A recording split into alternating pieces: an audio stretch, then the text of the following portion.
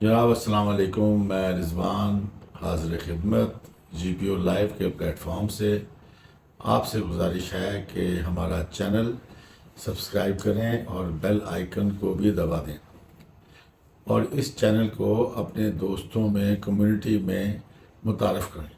آپ کا شکریہ۔ اب چلتے ہیں وی لاگ کی جانب۔ اچھا جناب، ذرا بات کرتے ہیں آج 9 مئی کے کیس میں شاہ محمود قریشی صاحب پیش ہوئے اور انہوں نے روسٹم پہ آ کے جج صاحب سے کہا کہ جناب میں ایک بوڑھا آدمی ہوں اور میرے لیے روز روز آنا بہت مشکل ہے، تو آپ مجھے استثناء دے دیں پیشی کا، باقی میرے وکیل تو آتے رہیں گے، تو ہاں کوئی اگر کوئی جرا یا شہادت وغیرہ ہوتی ہے تو گواہی ہے تو اس میں میں آ کے حاضر ہو جاؤں گا، کہ روٹین میں آنا ذرا ظاہری بات ہے مشکل کام ہے۔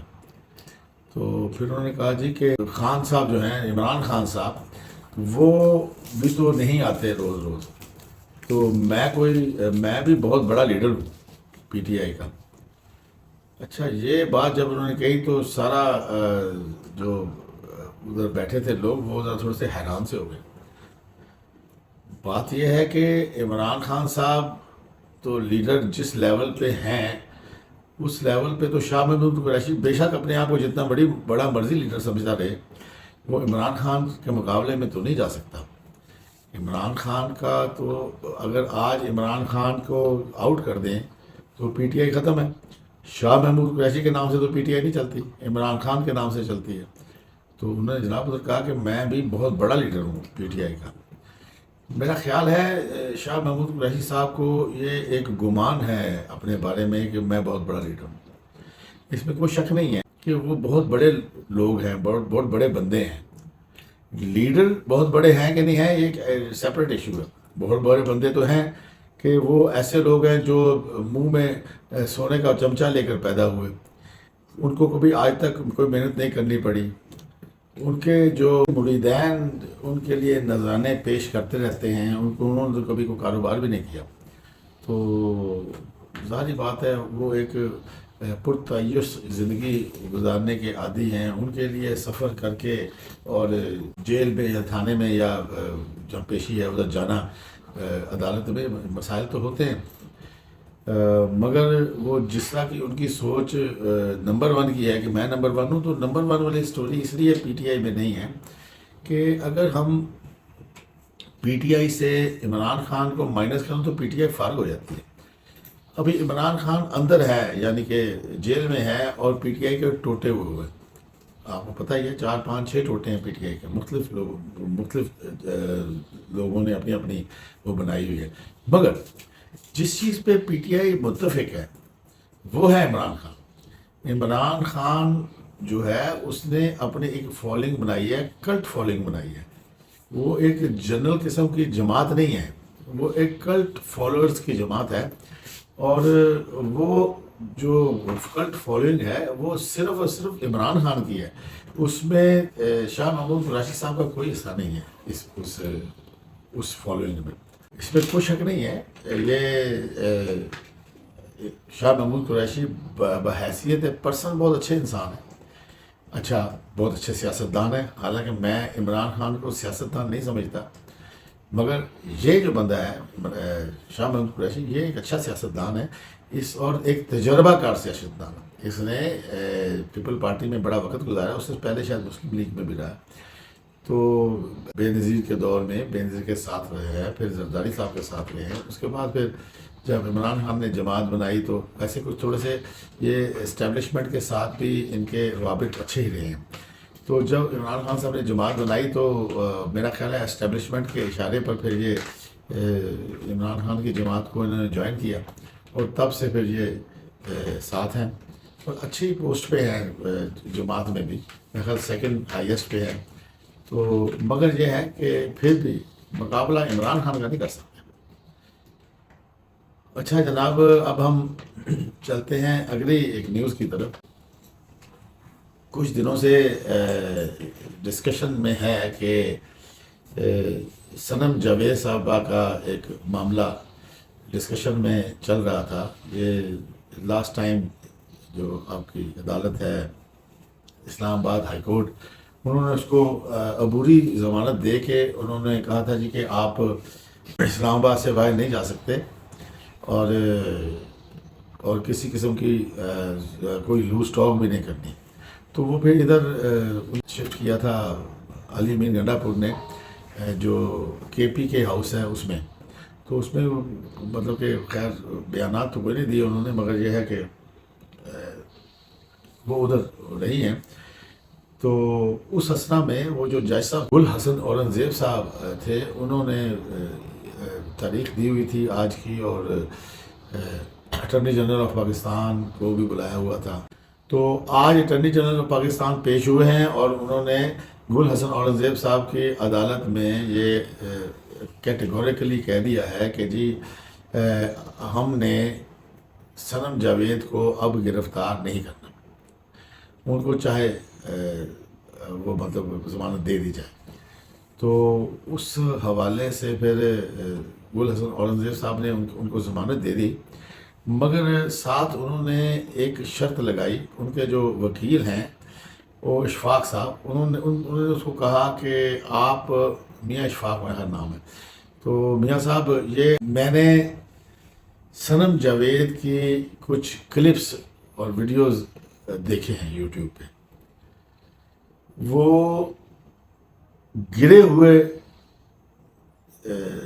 लैंग्वेज से भी कुछ ज़्यादा गिरे हुए, यानी कि उन्होंने ये कह दिया कि मतलब एक गलीज़ किस्म के ये बोलती हैं, बकबक करती हैं दूसरे लोगों में। तो अगर आप इसी की गारंटी देंगे कि ये इस तरह के कोई बयानात नहीं देंगी, तो फिर मैं इनकी ज़मानत मंजूर करता हूँ। तो फिर मियाँ इशफाक साहब ने जी गारंटी दे दी उनकी, और आज फिर वो उनकी ज़मानत मंजूर हो गई और वो आज चली गई अपने घर को। अच्छा जनाब, एक और ख़बर आप बताते हैं। इमरान खान साहब जो आम तौर पे कहते रहते हैं, रोना रोते रहते हैं कि मैं तन्हाई का शिकार हूँ, कैद तन्हाई में हूँ, कैद तन्हाई का शिकार हूँ। तो आपके साथ मैं शेयर करता हूँ उनकी कैद तन्हाई का ब्रेकअप। सितंबर 2023 में खान साहब गिरफ़्तार हुए हैं और जुलाई 2024 तक उनकी 1635 मुलाकातें हैं कैद तन्हाई की।